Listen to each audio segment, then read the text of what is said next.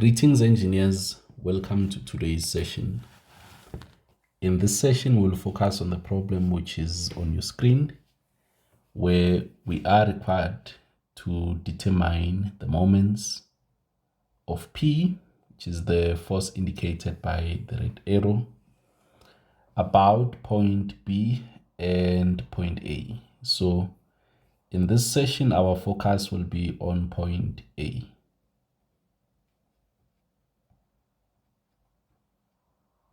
That's where our focus is at. So there's a couple of things which we need to work on, but let's quickly specify that our focus is on finding the moment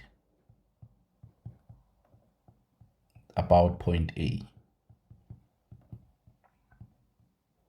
Okay, so we obviously have a couple of ways we can go about dealing with this problem.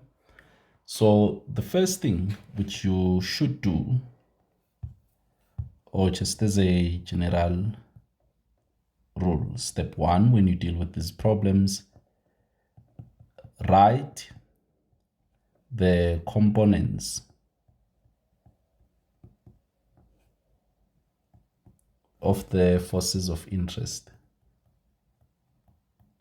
So what this means is that the forces which are on our diagram, the forces of interest. So what this means is that I need to write the x component, the y component, and the z component of the force.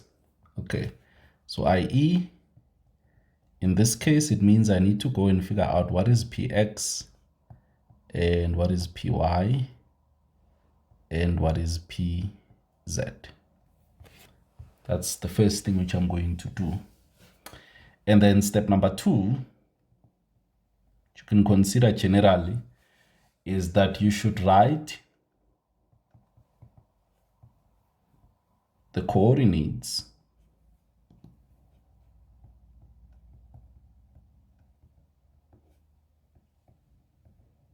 of the point that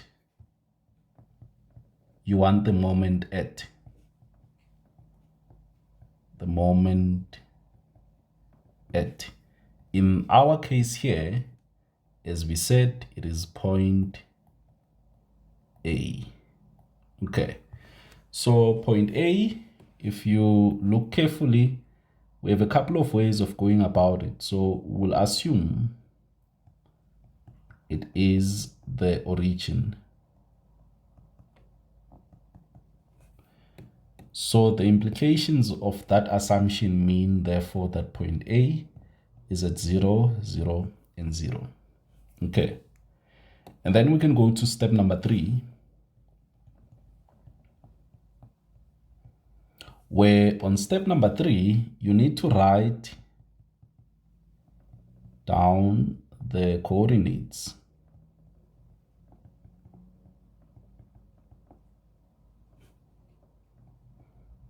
of the point of action of the force. Point of action of the force. So in our case here, the point of action of the force, or maybe the point where the force is acting at, looks like point C. Okay. After you've done that, we can go to step number 4, where we need to find the resultant displacement vector.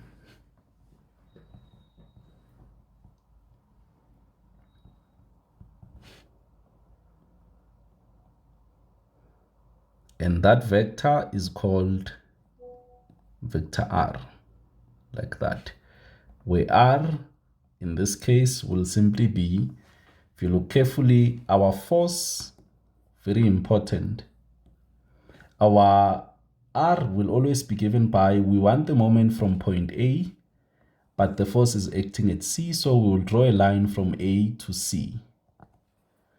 And then we will have our AC like that, and that would give us the reluctance. Not reluctance, but resultant, sorry. So we'll have our force, not our resultant from A to C. So that would be AC like that. And we know that AC, what that means is that you have the x of C minus the x of A.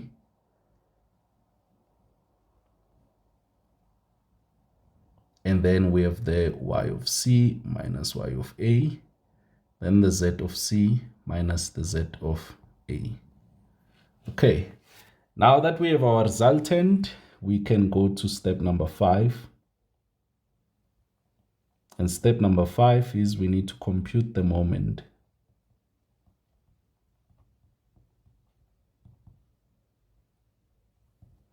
And there's something which is important here as a side note. So important, if you recall, the moment is equal to the cross product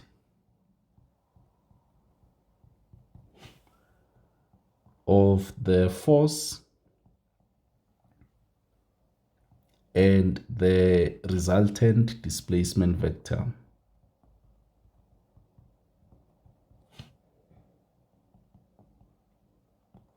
Displacement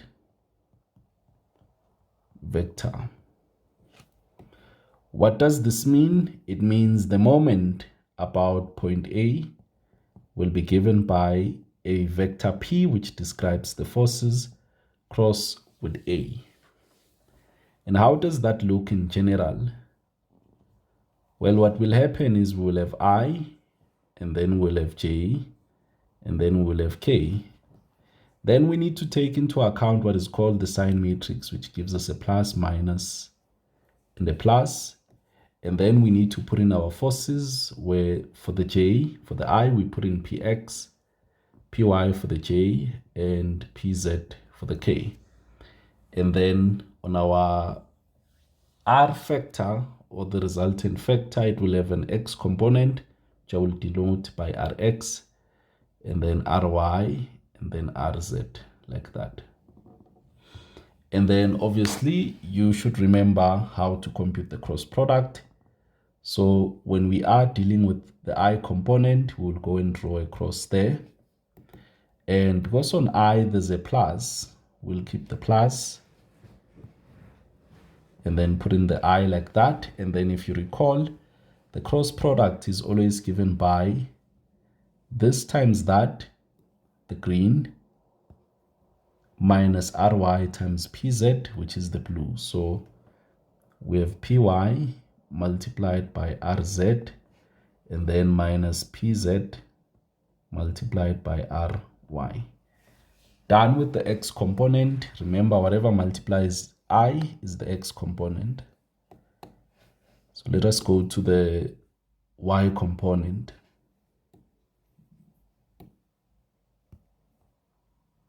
So if you cancel the j, you will see that the first thing at the top there, we have a negative, which should always be there if you are computing your cross product. Then we put in our j, and now we just need to multiply what is left. So if you look at the blue, that's what I multiplied together, minus the pink, which will be what I multiplied together. So we have Px Rz minus, if you look carefully, Pz, and then Rx. Done with the j component, we are left with the last one, which is the k. So we go and cross where there is k. And we will multiply what is left. When we look at the top of k, we can see that we have a positive there. So that's why we're going to have a positive k. And then open the bracket, we multiply what is left. If you look at the gold, we multiply it together.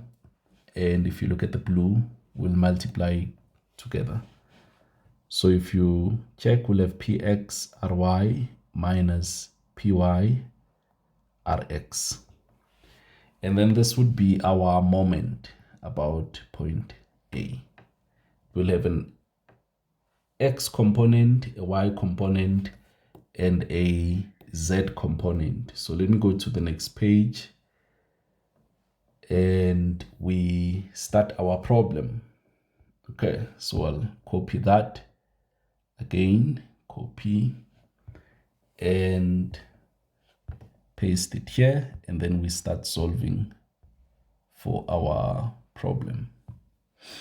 So I'm going to draw a couple of lines here and angles so that we are able easily to see the forces, the X and the Y components, and the distances and many other things. Okay.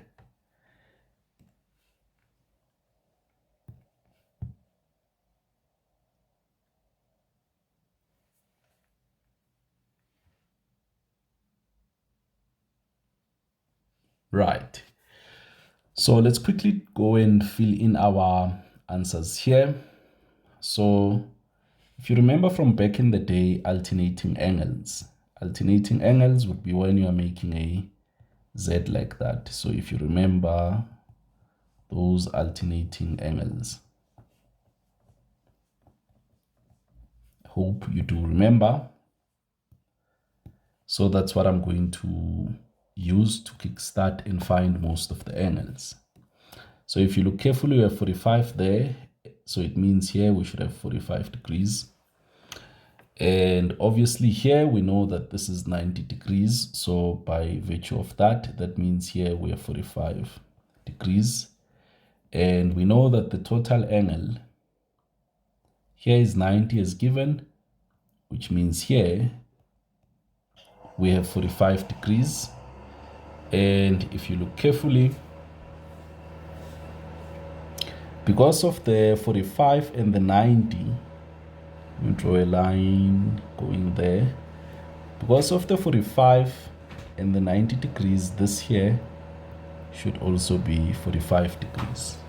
Okay, so now we have a couple of things to consider.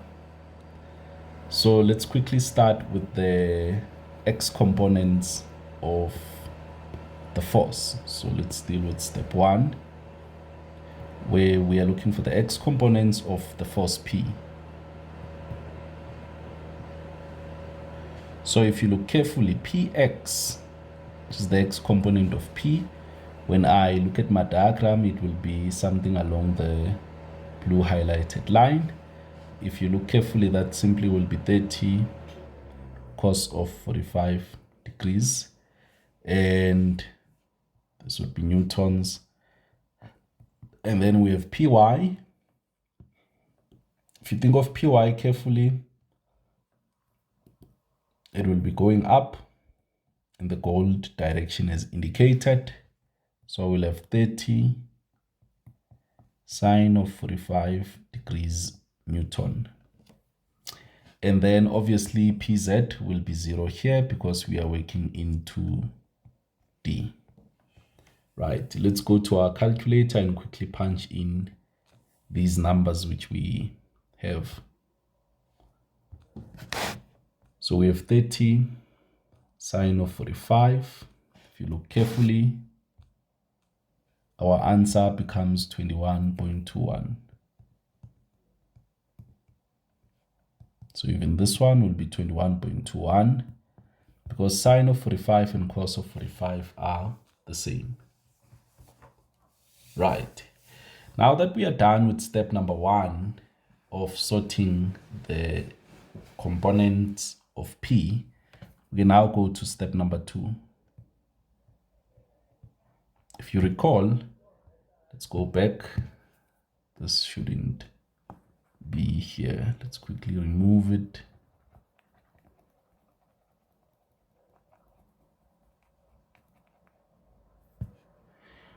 So step number 2, we need to write the coordinates of the point that we want the moment at. So if you remember, we said we are interested in the moment at about point A. So point A, we said we will choose to be at 0 and 0, which will be our origin. Okay. And then after step 2, we need to deal with step 3, which at step 3, we need to find the coordinates of the point where the force is acting at. If you look carefully, our force is acting at point C, which is there. So I need to figure out what is that length. So if you look carefully, we have 1.6 and then an angle of 45. So which means the vertical height there is 1.6 sine of 45 degrees. Okay, done and dusted with that. And the other one, which is the adjacent here. If you look carefully, how we can find that is by having 1.6 cos 45 degrees. Okay. So now let's find the coordinates for C and see what we get. So if you give it some thought, you will see that the x coordinate of C, which is here, is given by 1.6 cos of 45, but that is going to be negative because it is on the left compared to point A. So we'll have negative 1.6 cos of 45 degrees. And then let us go to the height. If you look carefully, the height, it is 1.6 plus 1.6 sine of 45 degrees. And for the Z part, it is 0. So let's go and use our calculator.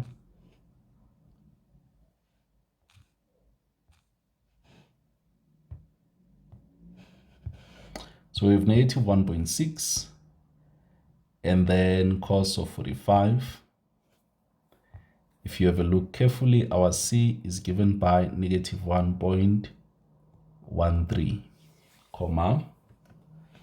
Now if we go for the other one, 1.6 plus 1.6 sine of 45. If you look carefully, we have 2.73.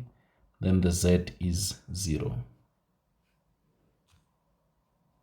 Okay, now that we have our A and C, if you remember step number 4, we need to find the resultant vector R. So let's go ahead and deal with our step 4, which is related to the resultant R. If you remember, R in our case would be, you would put in AC here because we want the moment about point A and the force is acting at point C. So what this gives us is simply x of C minus x of A, and then y of C minus y of A, then z of C minus z of A. So if we take the C here and paste it there, and we take the A and we paste it here, we can easily find our R, because our R will simply be those coordinates of C, which are all numbers minus the zeros. So we'll still have negative 1.13, then 2.73, and then 0. Done with our resultant. Now we can go ahead to step number 5 and find the moment, where we need to calculate the moment. So if you remember, the moment about point A will be, I need to put in I, J, and K. Most importantly, the sign matrix, plus, minus, plus. This should always be in any cross product which you are doing. And remember that when we are doing the cross product, we are crossing the force and the resultant vector. So if you look carefully, our force is 21.21, 21.21, and then the Z component of the force is 0. Our vector R is simply negative 1.13, 2.73, and 0. That's what we are going to compute, and this will help us in finding our moment. Okay, so let's go ahead and deal with the moment about point A. So let's go. If you look carefully, we will scratch or we'll make a cross on I. And we see that just above I, we have a positive according to the sign matrix. And then we have I, open bracket. We need to multiply the greens minus the product of the blues. So if you look carefully, we have 21.21 multiplied by 0 minus 2.73 multiplied by 0.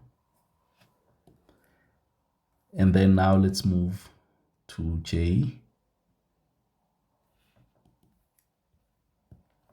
So when we make a cross on J, you will see that at the top we now have a minus there. So I need to put minus J, open bracket.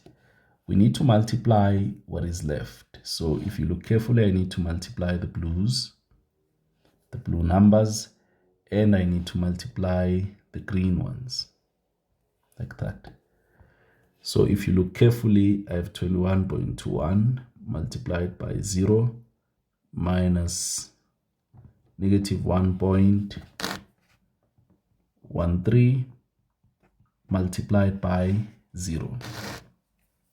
Done with that, now let's go to the K. So when I cross on the K, I can see that at the top there, I have a positive.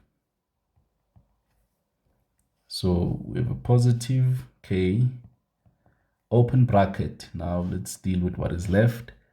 Multiply the greens and then minus the product of the blues. So we have 21.21 multiplied by 2.73 minus 1.13 multiplied by 21.21. And all of this is in newtons, missing the last bracket. All of this is in Newton meters because that is our units for the moment or torque. So let's go to our calculator nearby and do this calculation. So if you look carefully, MA, so if we quickly scan here, you will see that we'll get a 0 when we multiply the x part, and we'll get a 0, we will get a 0. Okay, so now what matters or what is left is simply the K part. So the I part is 0, the J part is 0, then we need to find the K part. So we have 21.21 multiplied by 2.73 minus 1.13 multiplied by 21.21. So if you look at what is going on, we have 81 point, when we round off to one decimal place, we get 9. And if you look carefully, this will just be K, like that, and all of this is in newtons. So therefore, in conclusion, the moment about, in this case, point A is, we write the final answer, of which we got 81.9 Newton meters. That is the moment which we found for this question. I hope this clears any confusion which you might have had, and I hope that the steps which we wrote here will be useful for you going forward to tackle all the other problems. Thank you.